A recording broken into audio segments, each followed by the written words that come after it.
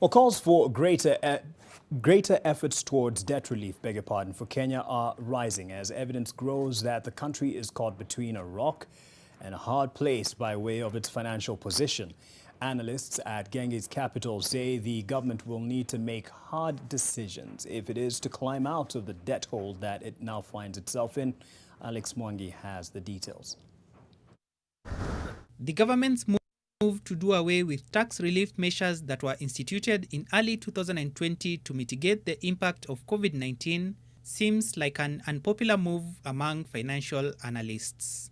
The United Nations Conference on Trade and Development Secretary General, Dr. Mukisa Kitui, last month urged President Uhuru Kenyatta not to end the relief measures.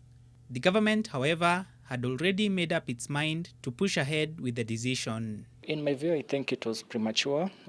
Just even comparing with some of the developed nations, US right now is now bringing on board a second stimulus package, $1.9 trillion. The vulnerabilities are still there in the developed economies and also in Kenya. The government has been hard-pressed to admit that the country is under debt distress. Here is what financial experts have to say about Kenya's prevailing financial situation.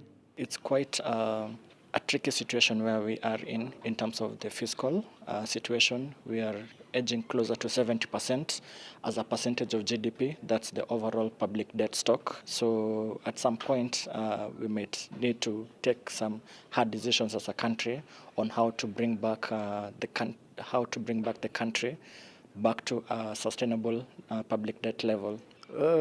You just have to look at what's happening. We are renegotiating our debt payments because it's a strain to pay them. And it's not unique to us. So I think the lenders are also being judicious.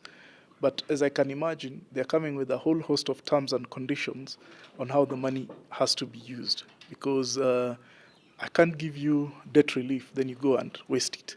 Genghis expects the economy to grow by 5% this year. It cites the Nairobi Securities Exchange as a buyer's market.